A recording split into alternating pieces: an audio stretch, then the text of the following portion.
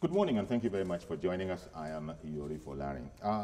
Today, let's look at the Tin Can Island port find, something like the fourth in recent times of concealed weapons coming in. 475 rifles, we're told, were about to be smuggled in before the whole operation was foiled by Nigeria Customs. Let's look at that report before we continue, and we'll then come back and sort of widen it out a bit. And by the way, my guest this morning is security expert Mr. Tony Ofoyeton, who is Director General, International Institute of Professional Security. He also happens to be a lawyer. Thank you very much for coming on, Tony. Thank you. Good morning. Okay, yeah. Let's take that report by our correspondent, Ifunanya Eze. You're too many, considering that in just 1 week, the Tin Can Island port has recorded 2 arms seizures, the third in the course of 5 months. Customs says that it has established that the consignment, which was falsely declared and concealed in a 20-foot container as plumbing plastics, was imported by Great James Oil and Gas Limited in collusion with a syndicate operating from Turkey. The situation has become alarming, prompting the Nigeria Customs hierarchy to signpost a critical red alert on all entry points in the country. We are being threatened, and our findings have shown that this dastardly act is done by Nigerians. There are syndicates who are in Turkey, who are manifesting this, giving them marching orders. Because now that Tin Can Island is becoming too difficult, they will look onto other places. So we have now put every port, land, and airport on red alert. The customs boss says he'll be meeting with Turkish authorities over the recurrent illegal importation of arms and ammunition into Nigeria, but that meanwhile, all importations from that country will be intensely scrutinized.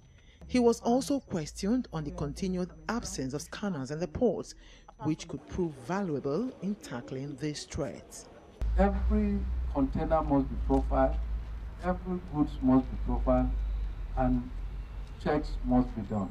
Because having identified the country of origin, I think we should not relent,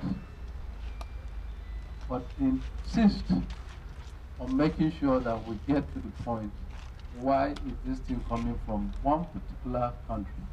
I'll be meeting with the ambassador of Turkey, specifically on this issue.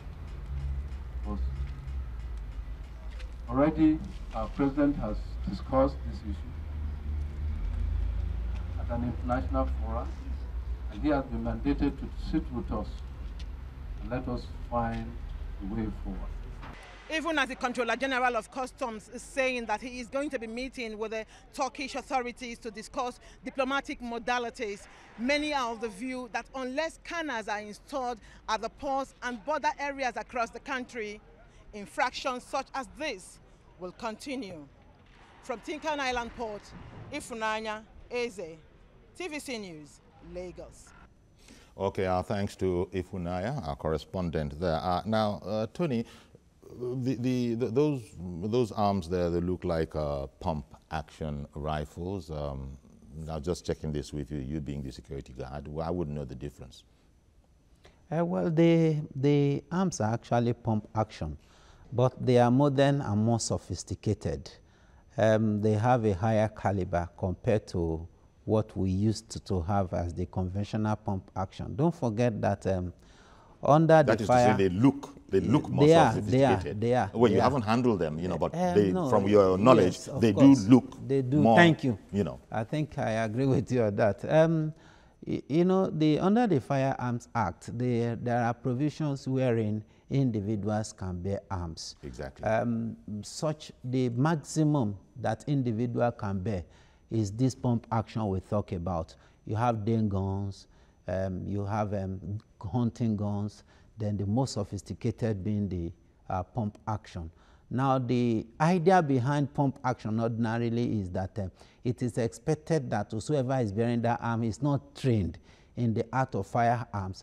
So that means that you could have as much as 9 bullets coming out at the same time. You aim at somebody running, and one of the 9 can hit. You understand what? No, you don't want to aim at somebody running. Maybe an animal running. Maybe an animal running. Okay. Which one is aiming at somebody running? But you see, the idea is that it comes back. even the license that you are giving is gaming license, Okay. which is as good as Actually, you're hunting license. managing to answer all the questions I was going to ask, but somehow you've just gone ahead yourself, which perhaps is even a good approach. But pump action rifles, 475, such as we see here, you are saying that these usually are not meant for professionals to handle.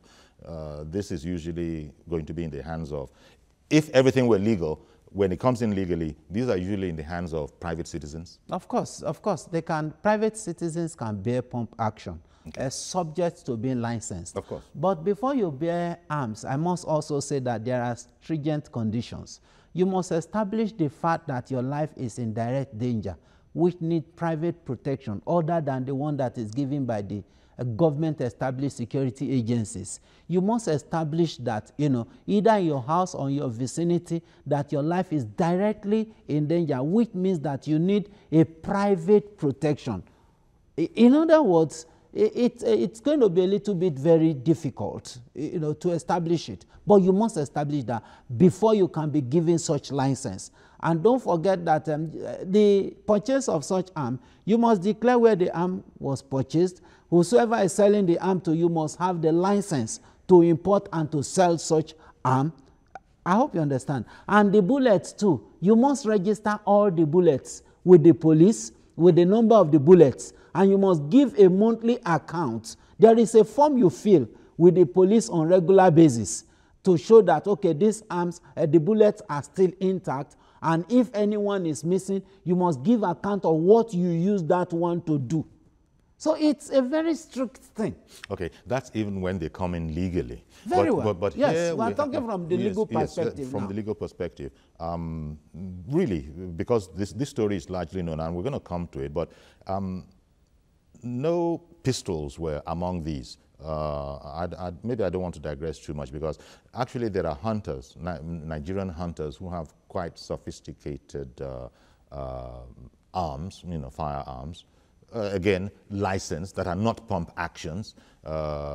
So that's another, there must be a sort of a category. For instance, a private citizen is allowed to buy a car. You can, if you can afford it, you can buy a Rolls Royce. You can also buy, it's not the same thing with firearms at all. Okay. There are maximum specifications, no matter how wealthy you are. Okay. You can't bear pistol. No, okay. You can't, no you're matter talking about how small sidearms, I think. No, you cannot. And AKA concealed weapons. No, you can't bear such arms. No such approval is given. Even if you retired as a major general, you retired as the chief of naval staff or any service chief, you can't bear such arm legally.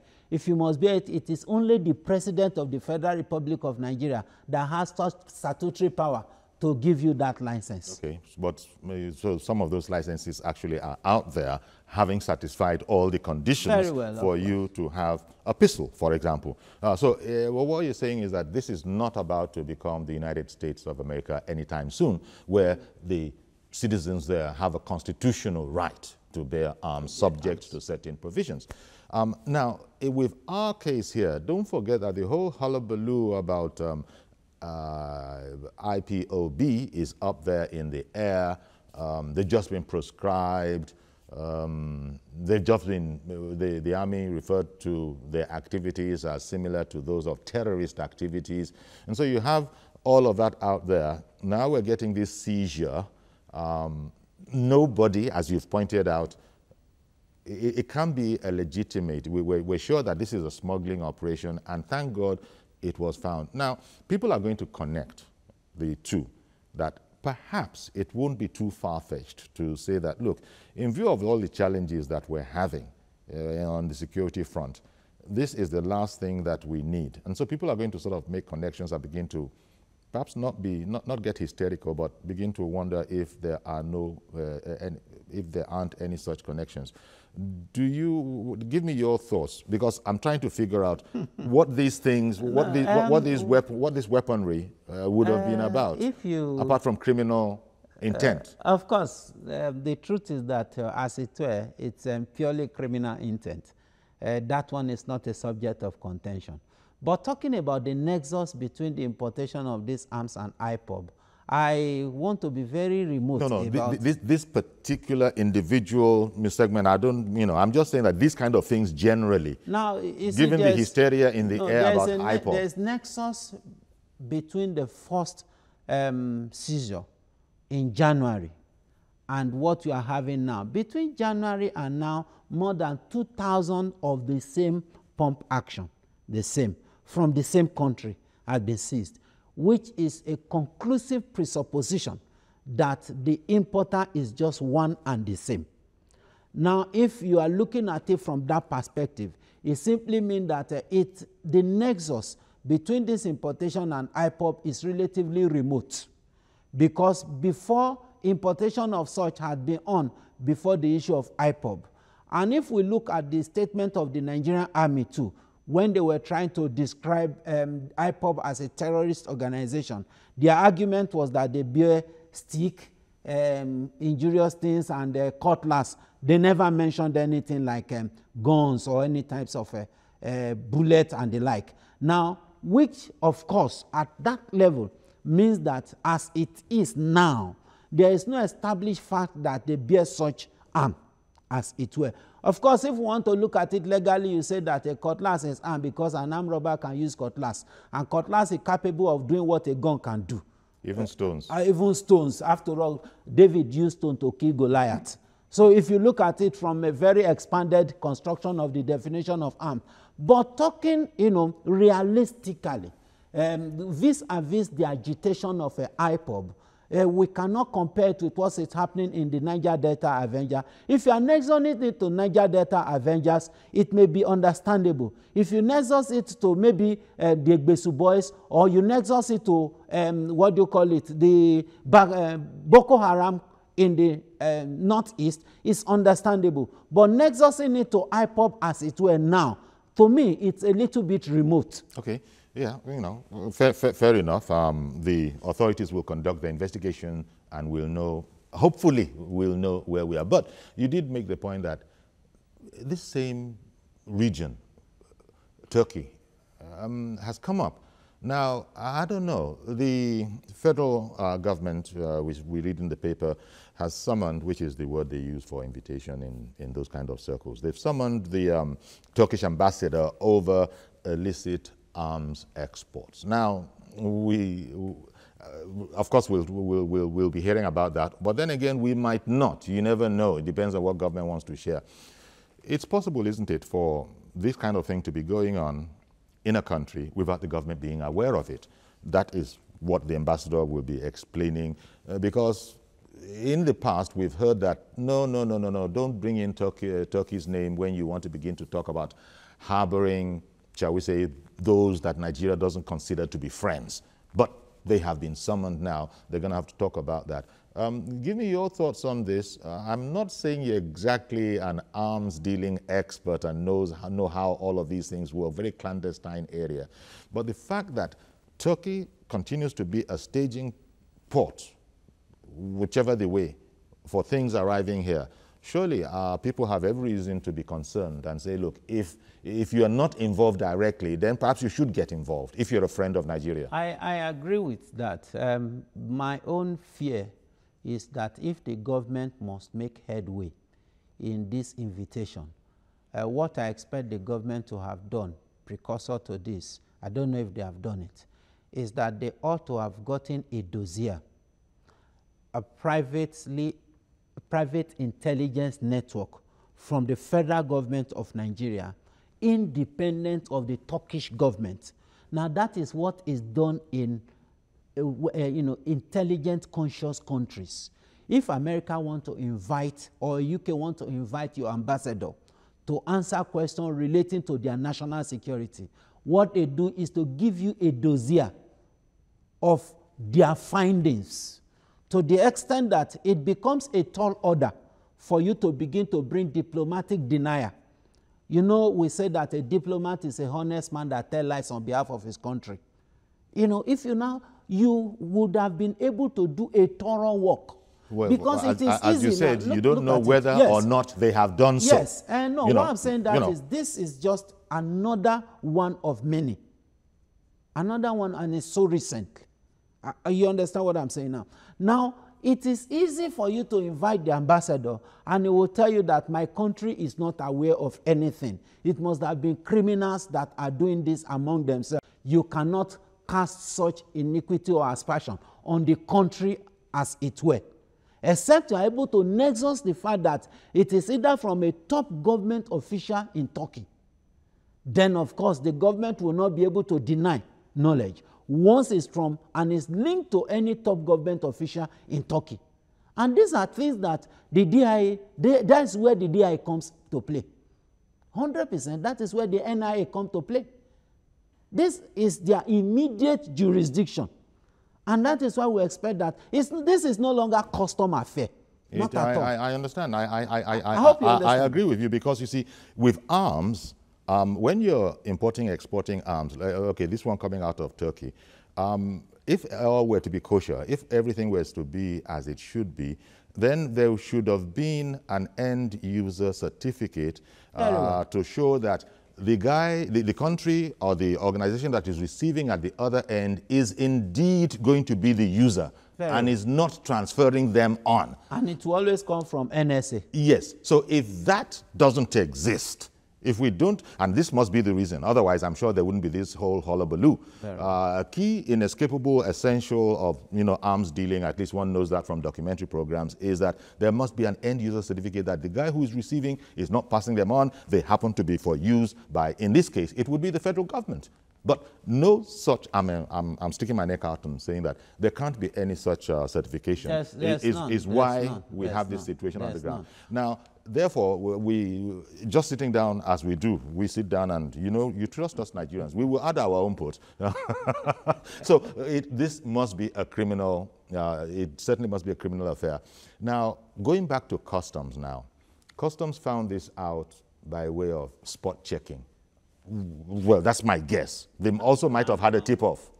They might have had a tip-off. But the point I wanted to bring out of this is that we're in very dire straits here. If this was as a result of a spot check, then Lord knows how many more actually passed, because customs around the world cannot check every single container. It just is physically impossible. What do we now do? Do we say that, well, because of our special circumstances, we're going to have to, it's going to mess everybody up. There are going to be horrendous delays at the ports, but we're going to now have to check every container coming in. Is that probable? Is it possible? No, it will affect commerce. It will? It will affect commerce if you talk about checking, because you are talking of a port that houses not less than 10,000 containers, to be conservative, at almost a go. And they don't even have the manpower.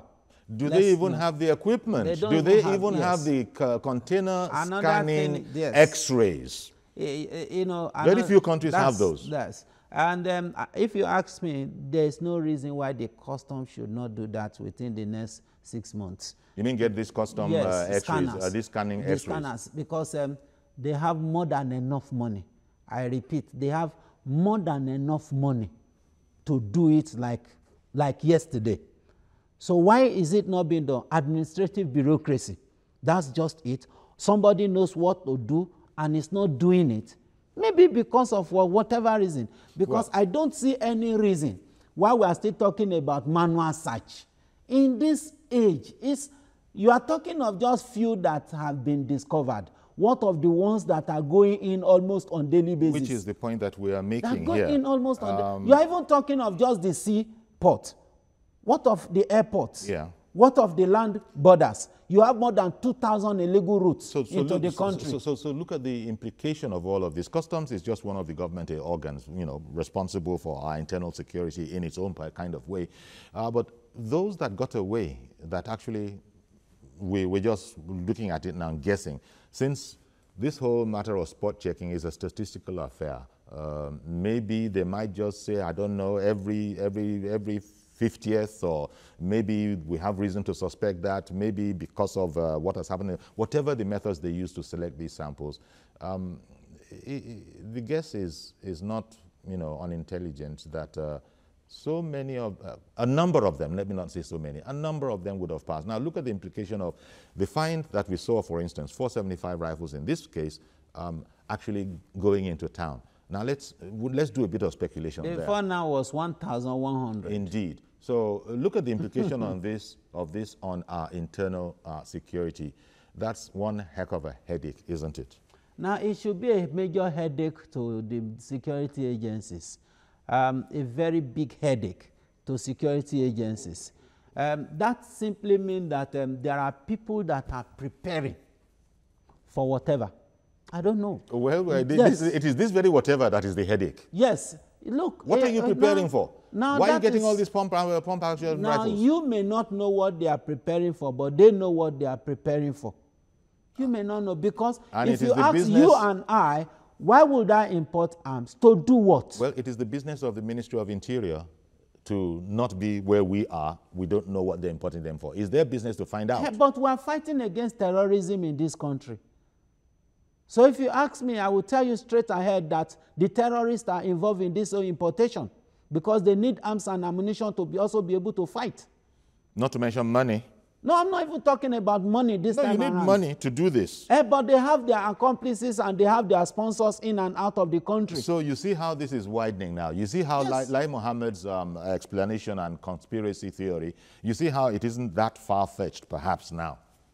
Well, Lai Mohammed's theory... The Minister of Information. The Minister of Information's theory, to me, I don't know, because I think I read when he was talking about sponsors of IPOB and all those stuff like that. Any terrorist organization. And, no, he didn't, but I expect him to also do the same with Boko Haram. He should also be able to mention those who are backing up Boko Haram.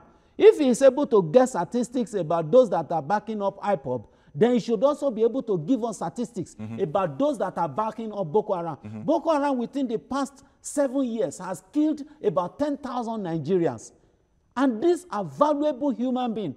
Now, on daily basis, they are bombing this country. He should be able to, the same energy with which they are pursuing IPOB, the same energy or triple energy, because as we speak now, it is a major menace. It is. IPOB is so simplistic. It's not a big problem as far as I'm concerned to talk about. By the way, yes, IPOB, it's when just you the say federal IPOB, government that made just for our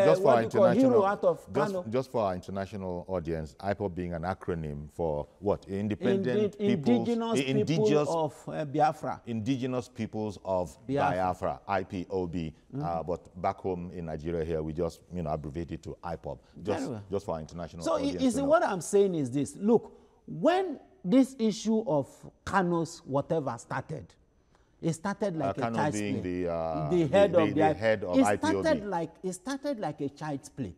And all we expected at that point in time was the DPO, not even area commander, the DPO to invite. It should not leave that level of DPO at all. People, it should not even come to limelight. But immediately the federal government apprehended him. He became a star overnight. Look, as you and I were sitting down here, we're analyzing. The day the federal government feels that Yori Folarin said something against them, and they now arrest Yori Folarin. I don't know why you won't say Tony Ofoyeton. The moment the federal government says Tony Ofoyeton said something against them, continue from there. Yes, very well. And apprehend.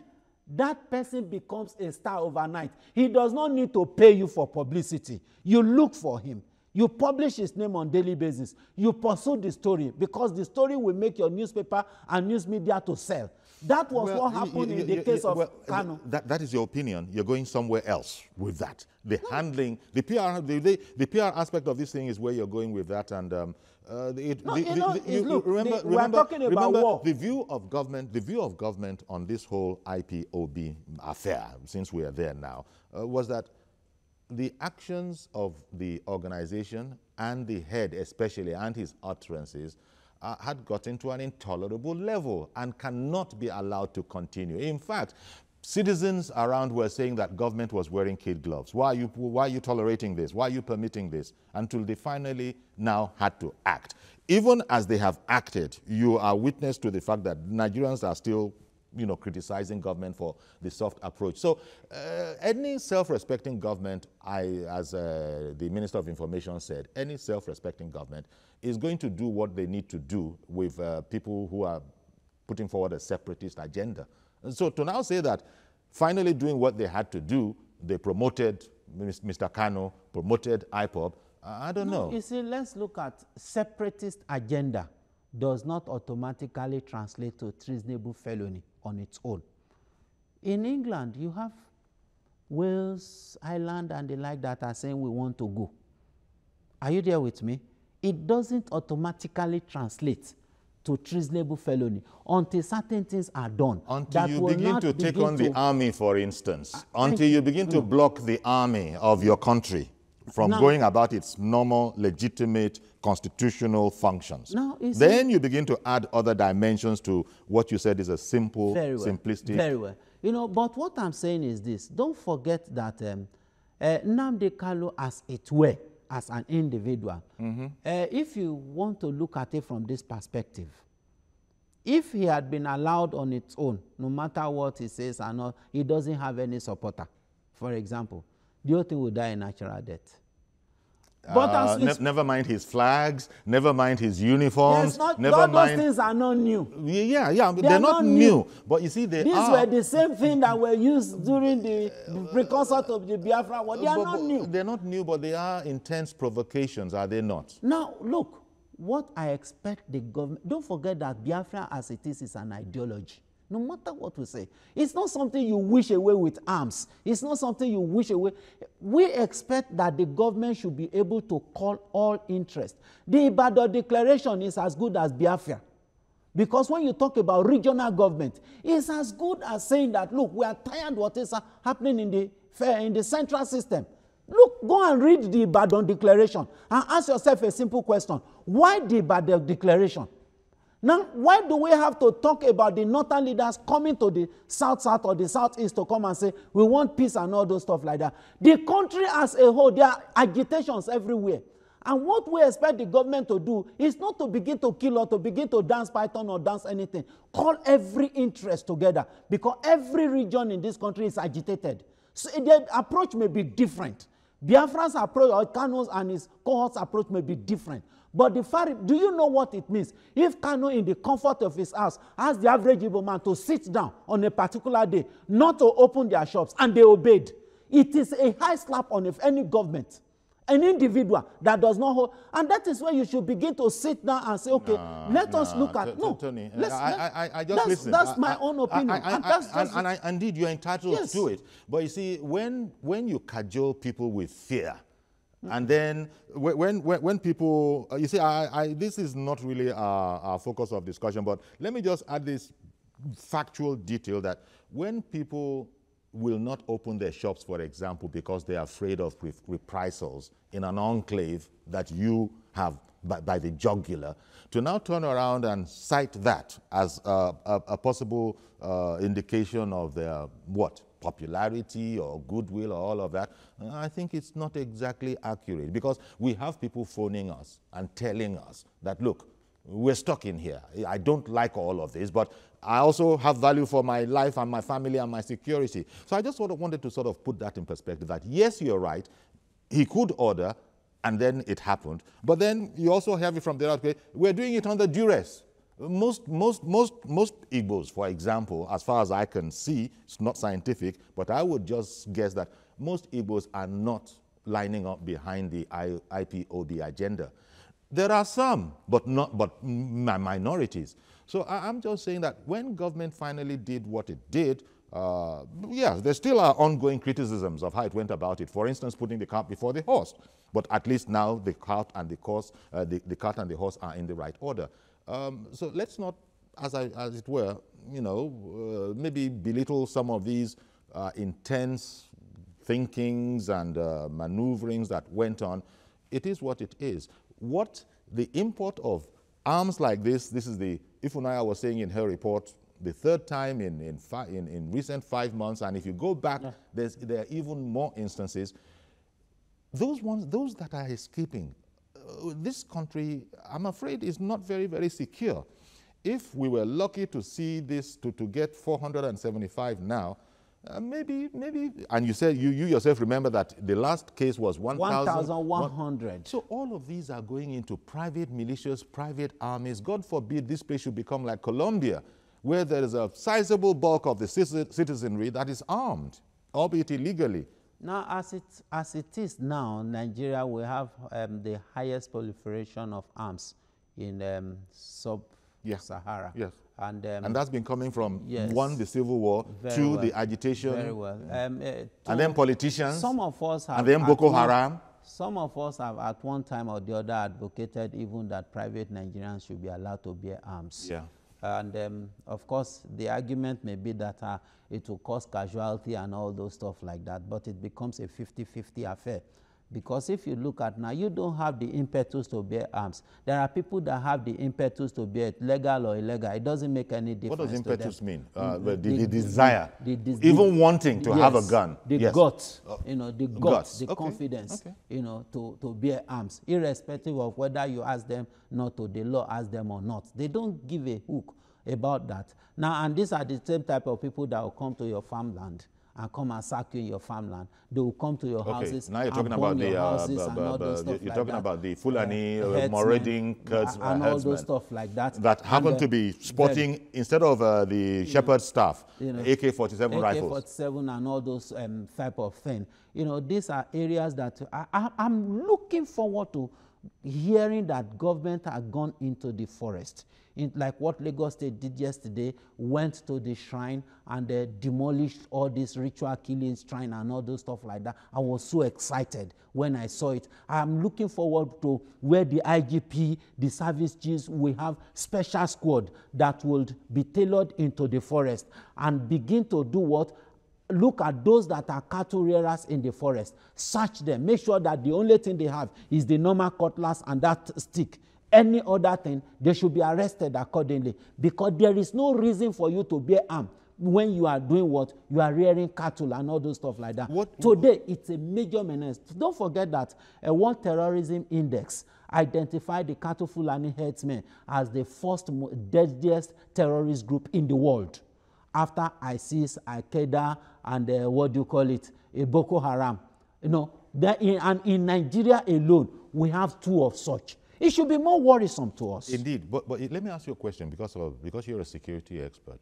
I think I asked you this question in relation to customs some time ago, but it was about rice and why they were doing what they were doing instead of following the consignment, as we sometimes see in international documentary accounts, where the authorities sometimes notice contraband, dangerous contraband, and just carefully just leave it there and now just shadow it.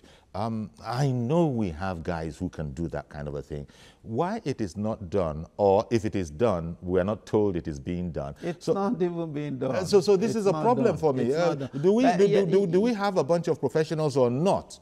I like this one that Ifunanya was reporting, our correspondent Ifunanya was reporting about now. The customs people and everybody, the customs boss wearing gloves, maybe not to contaminate it with foreign fingerprints and all of that. I understand all of that, but whoever that consignment was going to is not going to show up now. Why were our people not interested, and that's the question that I want us to look at now, not interested in pursuing this to its logical conclusion?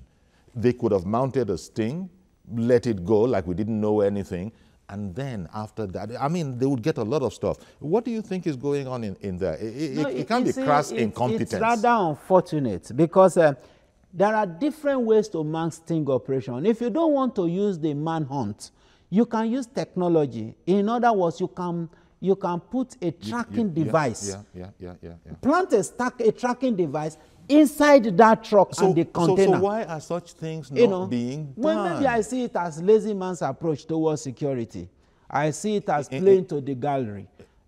Because when you do such things, what you have succeeded in doing is to give the criminal the opportunity to put up a defense and, if possible, escape. Because if you are saying that these guys are from Turkey and you don't even know the end user, at the end of the day, before you connect to the end user, he has relocated or he has put up all form of defense and alibi to the extent that it becomes a tall order to get a conviction in court. And these are areas that we expect that the custom, I expect that by now the custom would have learned from previous ones. But as it is now, we are seeing a recurring decimal, but same style. You can't blame customs too much, because don't forget that all of these things, they come under false declaration. Customs doesn't, I imagine, trust every declaration, but these things are falsely declared. They don't say we got 475 pump action rifles in here. So that's, we started from there, that customs now has to do its spot check. Because they didn't put their house in order.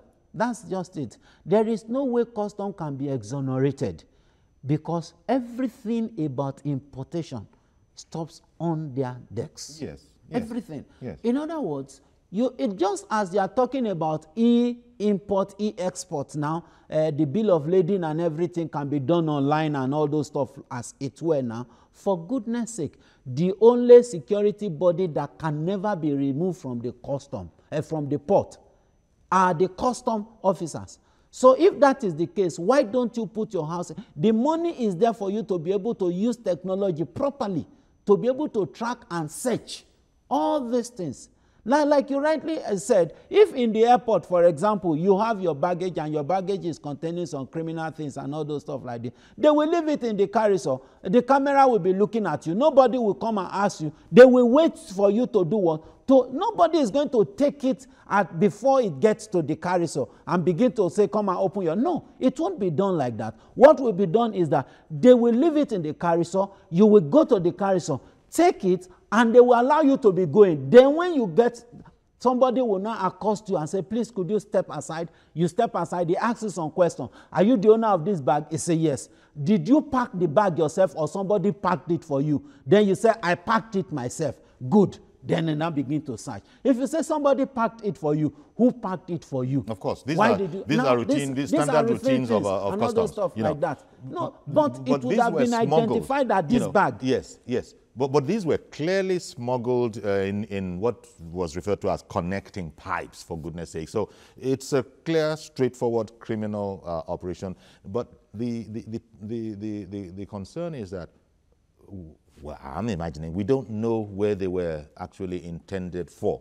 And so I wonder if that hasn't compromised the investigation. 475 rifles, 1,100 the other time. The customs people say that so far this year, it brings the tally to 2,671 rifles that have come into the country illegally just this year. And they are talking about what they know. It could easily be maybe 100-fold that. Now, all of this, let's look at it again. You will have some commentators that will say, well, Boko Haram, IPOB, any other person you want to speculate about might well be in there.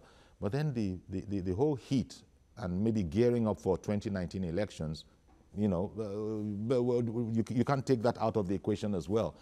Because people, I'm happy that you are sort of dismissive of that, saying, nah, you wouldn't put too much, you wouldn't stake too much on that, right? No, not at all. I don't see anybody talking about the importation of arms for political purposes. Anymore. Yes, anymore. Even the arms and ammunition we have internally is enough for those that are criminally minded. So it's not... So what kind of minded is this? Terrorism. You believe? Yes, it's pure terrorism. It has nothing to do with political agenda and all those stuff like that. This is pure terrorism as far as I'm concerned. And if you look at it, the question is this: who are the importers?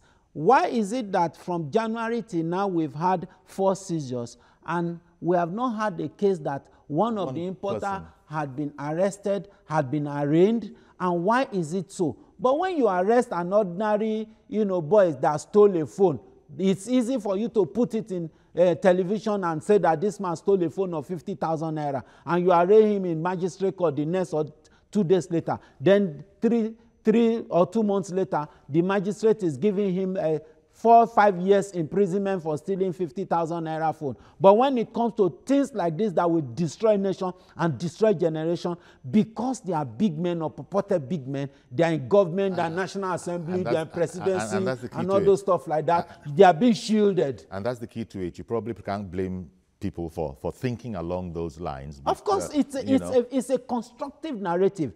Once the government is not able to bring any other narrative that will fault this, it's a narrative that will subsist. The customs boss Ali said that the president, Muhammadu Buhari, has actually spoken with the Turkish president about this, expressed his concern and those kind of things about this matter. But as I said, Turkey has denied having any involvement in this. Now, Ali says that with Tin Can Island becoming a hotbed for the importation of these illegal arms, what is going to happen, in the estimation of the boss, is that they're going to shift base away. It's gotten too hot. It happens with drugs and all of that. When it becomes too hot in Michigan or wherever, maybe Texas, they move. But how prepared are we for that move? We've spoken about customs lacking equipment. They don't have these. They don't even have enough personnel. They don't have enough. Well, who has enough personnel? Is it the police that have enough personnel? But they have enough money to do whatever they choose to do. Especially in the area of equipment. Yes, they have enough money. Surveillance it's equipment. Just that they are just being miserly about it. Yes, that's just the truth. Okay, at the detriment of national security. Whosoever is at the helm of affairs should understand that security is expensive. And when you talk about world security, you talk about high-level technology. We should be able to spend. The people at the helm of affairs are security people too. These are not security novices. No, the fact that you're a security person does not mean that you value that security much. Okay. It depends on your passion at the level of recruitment. Apart from passion, so it's there's not also a matter of the patriotism. There's the matter of doing one's duty to one's country. So I imagine the kind of people that are put at head of these kind of organizations, on that score, they are unquestionable. No, you see, let me tell you something. If you have junior officers that are on the field and coming to tell the man at the helm of affairs, their boss, to say that we need scanner here, we need this here, we need this here, everything is going to cost us $3 million. Now, it depends on the man. The man may look at them and say, you people are thieves. The man may look at them and say that, it may just be this Aradite, Evostic gun, super glue type of leadership. You have it in organization. They know that there's necessity to spend money, but they just don't want to spend the money. Aren't you underrating the leaderships of these people? Because I would have thought it's the other way around, that it is the leaderships that will be telling the men on the field, these are the tactics that you're going to be deploying now. This is the equipment that you need. No fault of yours, but you've not been doing as good a job as you can do because you lack the equipment. Now, this is where it's going to be. In security, it is the leadership. Like that. It doesn't work like that in security. It doesn't it's work not like that the headship shall be bringing the latest techniques to bear on the organization. That gives instruction. In security, it is the leader that determines many things. Even if the subordinates have idea, the way they will present the idea is so with high level of caution. The way you and I will talk to yourself. Look, a captain cannot be talking to a general, for example, with that impetus. He talks with some level of fear and trembling. But what I was thinking, sir, was that the general knows a bit more than the captain because he's been there, done that, and that is why he's a general. And so he probably is going to be privy to the latest in techniques. No, he's probably going to have access to it depends on the individual. To cutting edge. Okay, it doesn't work like that. It depends on the individual. Okay. There are generals that were promoted based on a different level of considerations. There are generals that never fought war, and you have captains that have gone to Liberia, that have gone to Boko Haram, that have gone to militant zones and all those stuff like that. But there are generals that will sit in the comfort of their office to be signing orders and all those stuff like that. Okay. So they understand better. But so it's a matter of who is at the helm of affairs and what is at the back of his mind. If he's interested in taking the allowances of the subordinates and the like, he doesn't give any hook about, oh God, we don't have enough rifle in the battlefield. But hopefully we don't have too many of those. These are different times. It's a work in progress. I understand there are all those things that happened in the past, perhaps. But I'm sort of putting a positive, looking at it positively and imagining that we're beginning to get maybe slightly better at putting round pegs in round holes, instead of the other way around. And so the quality of leadership as an ongoing concern probably is changing. What I'm saying is that we hope that we're not as bumbling as we used to be in the past. If we look at it from that point of view, the task for Colonel Ali, for instance, now, is he's aware of all this scanning equipment that they have in Australia, in the US, maybe in the UK. If we don't have it here, and I've heard a reporter say that we don't have all of those things, those are the kind of things Colonel Ali should be thinking about. At the first arrest, he said so. And at that level, I remember he said that they were going to do something about it. And that was the first arrest in January. Yeah. And we are talking of September now. It hasn't been done, and that's why you said that these things can be done in 6 months if the will is there. Look at the money that Customs declared that they generated within 6 months. What are you going to use that money to do? To paint houses?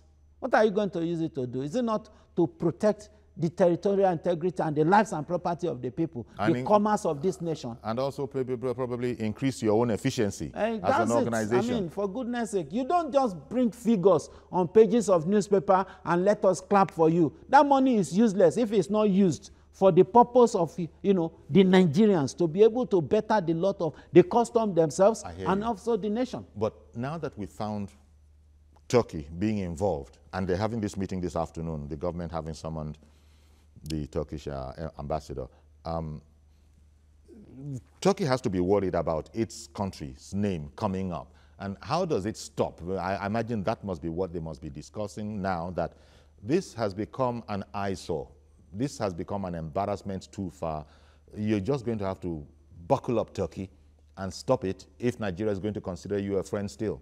The fact that the government conceivably can say, it might be happening, there are criminals everywhere in the world, there are criminals in our country too, but to impute a Turkish official involvement, Turkey probably is going to be saying never.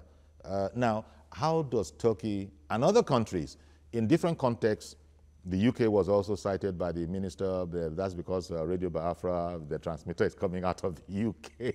France, traditionally, it supported Biafra in the old days. So you can understand if somebody looks towards France now and says, France, Hannah, So, but how do these people now show that, look, this is a new day.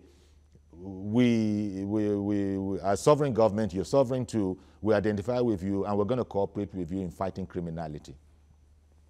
Well, for now, it is, like I said earlier, for the government to really be able to hold Turkey properly, they must be able to have a nexus between the arm and government official, not private individual. This is the point. Because that's if the point. it is That's exactly what I said. Individual, if it's private individual, I'll be very, very surprised if Turkey admits that yes, we gave them an NGO. Turkey will never.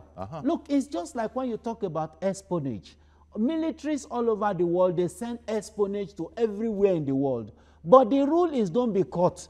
If you are caught, we will deny you. It's the same thing that is applicable here. It is the government that will send you, the army, the NSA will send you to go and spy in the camp of Boko Haram, become a member of Boko Haram, operate with them, but the main thing is you are giving us information about all the activities. Now, but don't be caught, because the day you are caught, we don't know you. You are not, because you are going there with false name, you are going there with false identification. So the same thing is applicable. It is the government, our own government, that would have done its own homework thoroughly, to the extent that Turkish government will not be able to deny it. If indeed they are involved. Yes, they will be able to look at it. And if indeed they are involved, then that would be the action of an unfriendly country. Very well. So the government can now begin to consider the diplomatic relationship between the two countries. Okay. Well, Tony Ofoyeto, I want to thank you very much. It's very, very worrying what the seizures that we're now seeing, and especially the fact that by the very nature of these things, them being spot checks, the statistical odds are alarming that some of it might have gone through, and what's to become of us. That's where the Ministry of the Interior probably has its work cut out for it. Thank you very much, Mr. Foyeton, Director General, International Institute of Professional Security. And so that's our program for today. Join us tomorrow. I beg your pardon, tomorrow is a Saturday. We don't do Saturdays. That will be Monday then. All things being equal, see you on Monday with a fresh edition of the program at 10:30 in the morning. Bye-bye for now.